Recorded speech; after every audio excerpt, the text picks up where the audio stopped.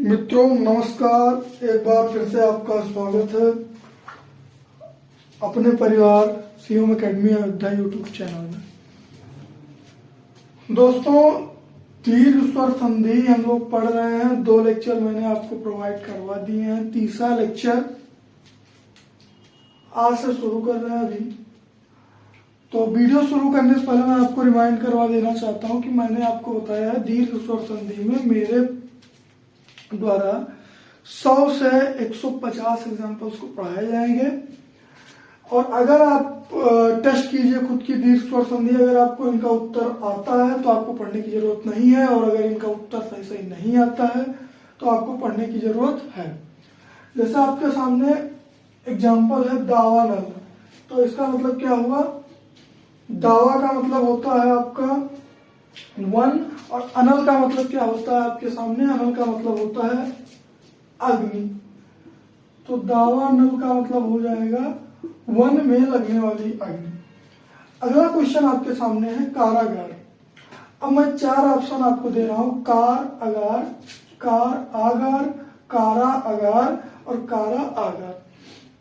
अगर आपने दोनों वीडियोस को ध्यान से देखा है तो उसमें मैंने बताया है कि पहला होता है कि आपको संधि के नियम छोटा आ मिलके बड़ा आ होता है, बड़ा आ प्लस छोटा आ मिलके बड़ा आ, बड़ा आ मिलके बड़ा आ होता है, बड़ा आ प्लस छोटा आ मिलके बड़ा आ होता है। चारों में रूल अप्लाई होगा, लेकिन अब चारों में से आपको देखना है कि किस पर फिट बैठता है ज्यादा। जिस पर ज्यादा फिट बैठेगा, जिसका कंप्लीट सेंस बनेगा, वही आपका सही होगा। तो आप देखिए, कार प्लस अगार, कार प्लस आगार, कारा प्लस आगार, सॉरी अगार, यहाँ मैं आपको जो है और प्लस कारा प्लस आगार। आप लोग वीडियो पॉज कीजिए और समझने की कोशिश कीजिए कि कौन सा आंसर आपका सही होने वाला है। तो ध्यान से समझिए, मैं आपको बताता हूं। कार शब्द हिंदी का है ही नहीं, इसलिए गलत हो गया। संस्कृत का है नहीं, गलत हो गया। अगार शब्द का यहाँ कोई सेंस नहीं बनेगा दोस्तों। आगार का मतलब होता है घर, और कारा का मतलब होता है सीमा रेखा। इसको ध्यान से देखिए आप लोग। कारा शब्द का मतलब होता है सीमा रेखा, आगार का मतलब होता है घर। तो सीमा रेखा के भीतर जो घर होता है, यानी एक तरीके की बाउंड्री के भीतर जिसे रहना होता है, उसको हम लोग बोलते हैं कारागार।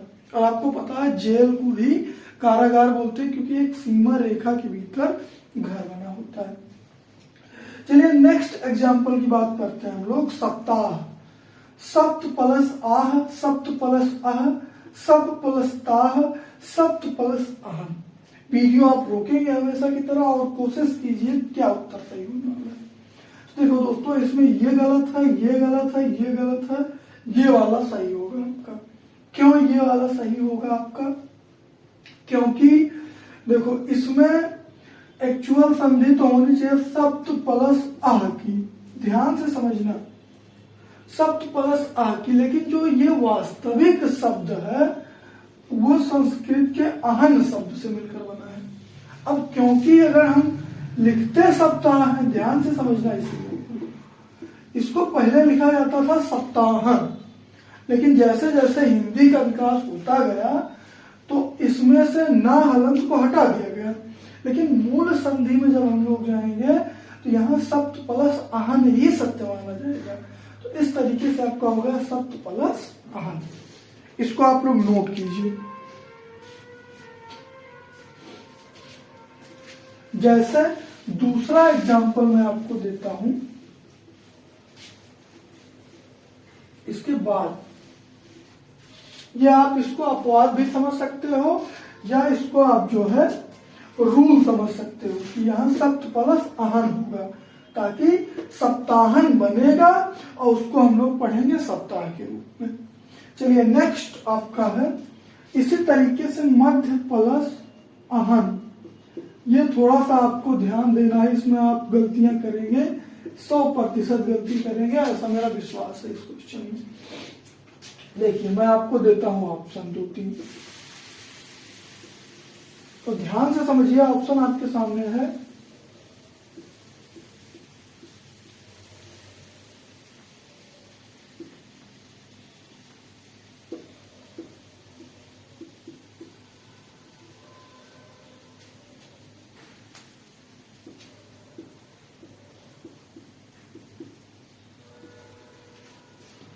तीन ऑप्शन मैं आपको देता हूं, अगर आप ध्यान से समझेंगे तो मध्याह्न, मध्याह्न, मध्याह्न, मध्याह्न।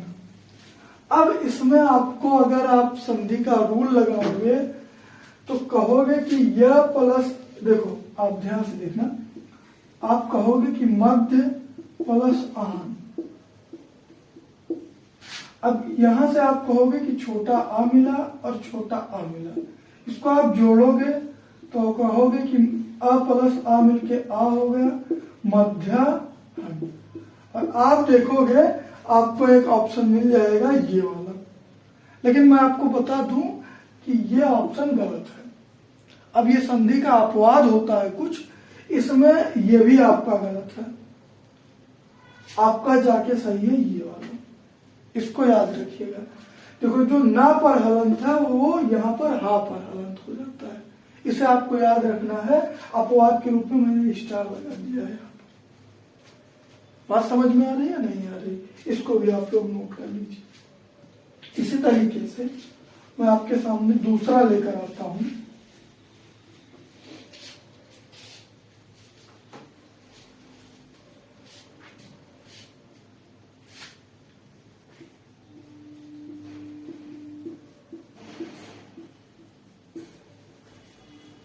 अपर प्लस आहन, इसके मैं 4 ऑप्शन आपको देता हूं और फिर से उम्मीद है कि आप गलतियां करेंगे 100%। इस पर भी स्टार आप लोग लगा लीजिए।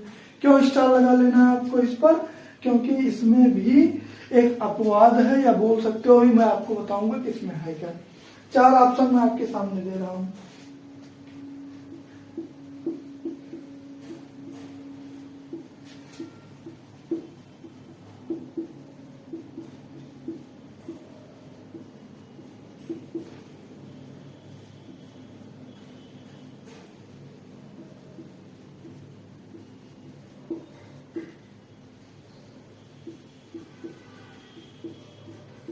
बताइए क्या होगा। अब अगर आप ध्यान से देखोगे, संधि इतना सरल भी नहीं होती है दोस्तों, आपको पढ़ना होता है। इसलिए मैं कोशिश कर रहा हूं कि दीर्घ स्वर संधि में कम से कम 100 प्लस एग्जाम्पल दे दूं, ताकि भविष्य में ऐसा कोई क्वेश्चन बने ही ना जो आपकी रेंज से बाहर हो सके। तो देखो मध्य प्लस आहन आप जोड़ोगे तो आपने कहा कि मध्याह्न होना चाहिए, कंप्लीटली गलत था। सही कौन सा हुआ? जिसमें हा पर हलंत लगा। अब अगर दिमाग से ध्यान से देखो, अगर आप कहोगे कि ना पर हलंत है हा पर लगा दे तो ये तो गलत है भैया, ये वाला सही हो जाना चाहिए। लेकिन याद रखिए ये भी आपका गलत है। यहाँ पर जब लास्ट में रा है तो व्यंजन संधि का एक नियम होता है कि ये स्वर संधि और व्यंजन संधि दोनों को रूल इसमें फॉलो होता है। तो ना जो होता है, देखो हा पर हलंत तो लगेगा, लेकिन जो ना होता है वो रा में बदल जाता है। तो इसलिए आपका हो जाएगा अपराह्न। मतलब याद रखो, अपर आ प्लस आ मिलके आ होगा, ये हलंत जो है इस पे जा रहा है, कोई दिक्कत नहीं है, लेकिन जो ना है वो ड़ा में बदल जाएगा। देखो ऑप्शन 2 और ऑप्शन 4 में यही अंतर है कि यहाँ ना नहीं बदला है और यहाँ ना बदल के ड़ा हो गया। तो आपको अगर पीछे रा है इसका मतलब हो जाएगा ड़ा। समझ में आई बात? तो उम्मीद है कि आप लोग इसमें भी गलत रहे होंगे। तो ठीक है, इसको आप लोग नोट कीजिए। अब मैं दूसरा आपको बताने वाला हूं।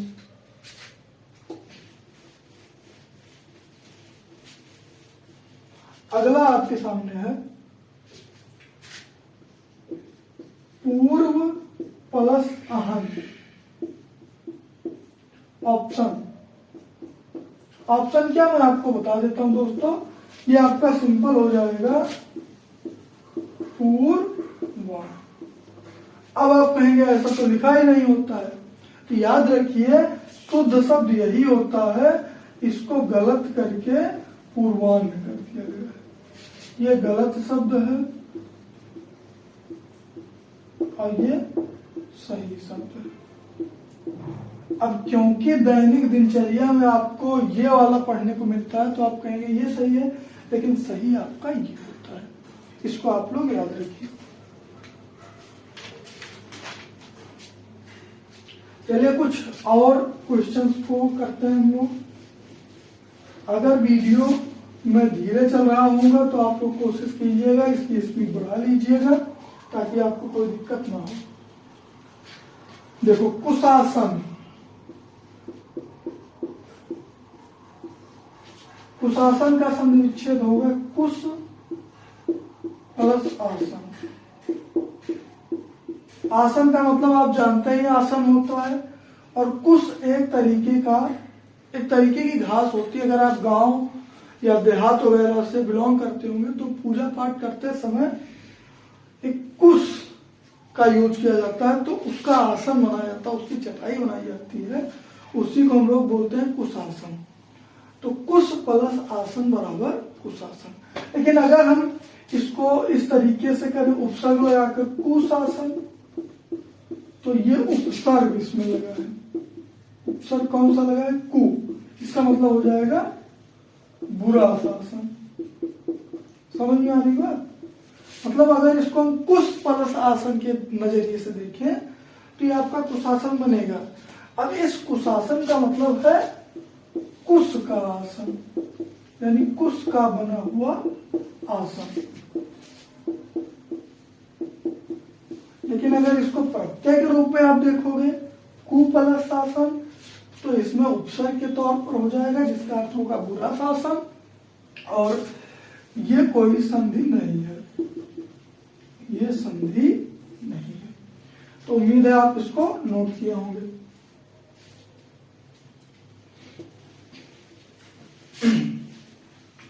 अगला एग्जाम्पल आपके सामने होगा वातायन। इसका उदाहरण होता है वात प्लस आयन। इसका उदाहरण क्या होता है दोस्तों? वात प्लस आयन।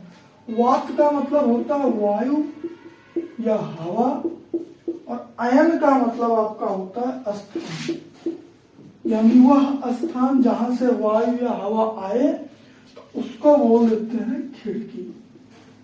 तो खिड़की, अब याद रखिए आप लोग, अगर मेरे साथ बने रहेंगे तो आपको खिड़की की पर्यायवाची भी पता चल गई, जिसको आप बोलते हैं वातायन। तो वात प्लस आयन यानी वातायन यानी खिड़की, तो खिड़की का पर्यायवाची वातायन हो गया, और वात प्लस आयन इसका संधि विच्छेद हो गया। अगला एग्जांपल आपके सामने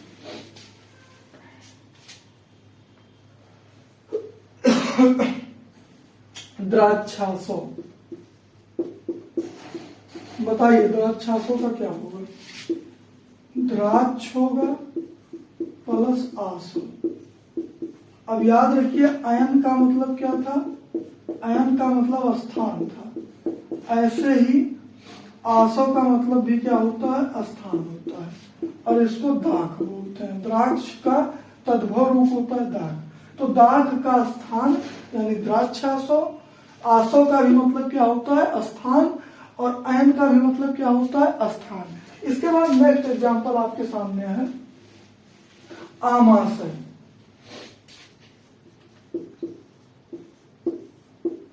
अगला एग्जांपल आपके सामने है आमाशय। इसका आप करेंगे तो इसका आएगा आम प्लस आशय। अब यहाँ आम का मतलब अम्ल से है, समझिए बात को। यहाँ आम का मतलब किससे है? अम्ल से है। और आशय का भी मतलब क्या होता है? स्थान। तो अम्ल का स्थान आपको पता होना चाहिए कि जब हम लोग खाते हैं तो खाना डायरेक्ट स्टमक यानी आमाशय में जाता है। यहाँ पर हाइड्रोक्लोरिक अम्ल उत्पन्न होता है, यानी अम्ल का जो स्थान होता है उसको हम लोग आमाशय बोलते हैं। तो याद रखिए आयन का मतलब भी स्थान होता है, आसो का मतलब भी स्थान होता है, और आशय का मतलब भी एक सेंस में स्थान ही होता है। तो चलिए नेक्स्ट आपके सामने होगा, जैसे आशय अगर लगाकर आप स्थान बनाते हो तो जलाशय, जल प्लस आशय, यानी जल का जो स्थान है उसको आप जलाशय बोलते हैं। जलाशय किसकी पर्यायवाची होती है? तालाब की पर्यायवाची। इसको भी आप लोग नोट करेंगे। मैं थोड़ा सा बगल में हो जाता हूं ताकि आप नोट कर पाए। इसी तरीके से अगर आप पित्ताशय आशा लगाते जाएंगे आपका स्थान बनता जाएगा। पित्त प्लस आशय, तो ये किसका हो जाएगा? पित्ताशय हो जाएगा। कोई दिक्कत इसमें आपको उम्मीद है कि नहीं होनी चाहिए। चलिए नेक्स्ट एग्जांपल आपके सामने है। नेक्स्ट एग्जांपल मैं आपके सामने लेकर आ रहा हूं अंताक्षरी या अंत्याक्षरी। पहले आप इसमें दोनों में चूज कीजिए कि कौन सा सही है। अंत्याक्षरी, बताइए पहला सही होना चाहिए या दूसरा सही होना चाहिए? अंताक्षरी सही है या अंत्याक्षरी सही है? तो आप जान लीजिए ये गलत होता है, ये सही होता है। और इसका अगर संधि विच्छेद करेंगे तो आएगा आपका अंत्य प्लस अक्षरी। आप लोग नोट्स बनाते रहना, इतना ध्यान दीजिएगा। अंत्याक्षरी क्या होगा? अंत प्लस अक्षरी बराबर हो जाएगा आपका अंताक्षरी। अंताक्षरी गलत होता है, अंत्याक्षरी सही होता है। इसके बाद नेक्स्ट एग्जांपल आपका है हास्यास्पद।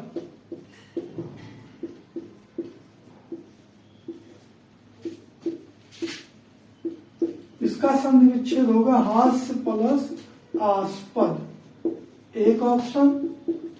और दूसरा ऑप्शन मैं आपको दे रहा हूं हास्य प्लस आस्पद। दोनों में से आप चूज कीजिए और बताइए कौन सा सही होगा।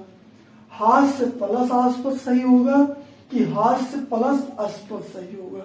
दोनों में से आप ध्यान से समझिए। तो डायरेक्ट मैं बता देता हूं, आपका टाइम न जाए। ये गलत होता है इसका आस्पद, इसका आस्पद सही होता है। आस्पद का मतलब होता है पैदा करने वाला। तो वह कोई व्यक्ति, विचार, कोई बात जो हास्य को पैदा कर सके, यानी हंसी को पैदा कर सके, उत्पन्न कर सके, उसको हास्यास्पद बोल देंगे। नेक्स्ट एग्जांपल आपके सामने है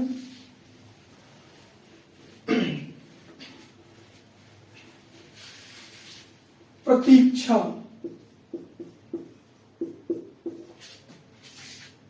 इसके बाद 4 ऑप्शन आपको देता हूं बनाकर। प्रति इच्छा, प्रति इच्छा, प्रति इच्छा, इच्छा, प्रति इच्छा। बताइए इसमें कौन सा सही हो सकता है? देखो ये तो आपको सरासर गलत लग रहा होगा। प्रतीक्षा, प्रति प्लस इच्छा, इसमें छा है, इसमें क्ष है, कोई मतलब नहीं बनता। प्रति प्लस इच्छा, प्रति कोई शब्द ही नहीं लग रहा, ये भी गलत है। या तो ये सही होगा या तो ये सही होगा। इसमें प्रति है, इसमें प्रति है, लेकिन इस इच्छा का कोई मतलब नहीं होता है, कोई अर्थ नहीं होता इसका। इसका मतलब होता है देखना। इच्छा शब्द का मतलब होता है इच्छा, इच्छा शब्द का मतलब होता है देखना। और अगर उसमें प्रत्यय लग गया तो प्रति उपसर्ग लग गया तो इसका मतलब हो जाता है आपका इंतजार। बात समझ में आई नहीं आई? इच्छा का मतलब होता है देखना, अगर उसमें प्रति उपसर्ग लग गया तो उसका मतलब हो जाता है इंतजार। तो कुल मिला के फाइनली आपका सही कौन सा होगा? सेकंड वाला ऑप्शन, प्रति प्लस इच्छा यानी प्रतीक्षा। चलिए इसको मिटा देते हैं। नेक्स्ट आपका आएगा अधीक्षक।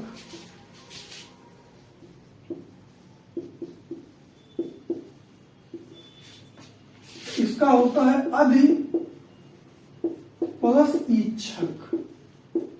अधि यहां उपसर्ग और इच्छक का मतलब होता है देखने वाला। अधीक्षक आपको पता ही होगा कहाँ यूज होता है। तो अधि प्लस इच्छक, इच्छक का मतलब क्या होगा? देखने वाला। क्योंकि अभी अभी मैंने आपको बताया इच्छा मतलब क्या होता है। इच्छा मतलब होता है देखना। अब इच्छक मतलब क्या होता है? देखने वाला। कोई दिक्कत यहां तक नहीं होनी चाहिए। चलिए नेक्स्ट एग्जांपल आपके सामने रखते हैं। नेक्स्ट एग्जांपल आपका है परीक्षण। दोस्तों इसका हो जाता है परि प्लस ईक्षण।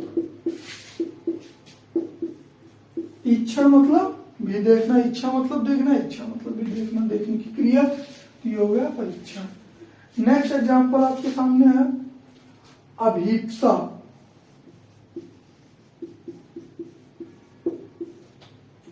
अभीप्सा का मैं आपको ऑप्शन देता हूं, या ऑप्शन ना देकर डायरेक्ट उत्तर बता देता हूं। अभि प्लस ईप्सा। ईप्सा मतलब होता है इच्छा। बात समझ में आ रही है नहीं आ रही? तो अभीप्सा का क्या हो जाएगा? अभि प्लस ईप्सा यानी अभीप्सा। नेक्स्ट आपके सामने है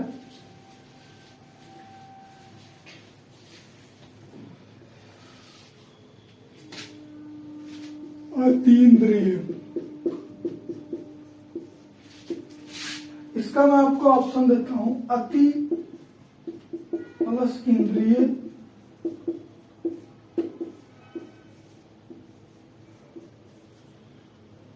वैसे इसको हम काट देते हैं क्योंकि ये आपका, या चलिए काटते नहीं है। अति प्लस इंद्रिय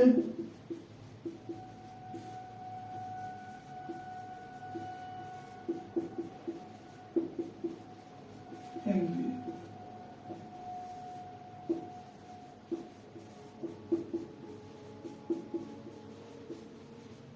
तो दोस्तों ध्यान से समझो, अति मतलब कुछ नहीं होता है, सब खाली ऑप्शन है, इनको आप तुरंत एलिमिनेट कर सकते हो। अति इंद्रिय, अति इंद्रिय, इंद्रिय जैसा कुछ नहीं होता है, ठीक है, इसको काट दो। इंद्रिय का मतलब होता है इंद्री, जो आपकी इंद्रियां होती हैं। अति का मतलब होता है अत्यंत या अधिक की मात्रा में। तो आपका ये हो जाएगा ऑप्शन, राइट ऑप्शन।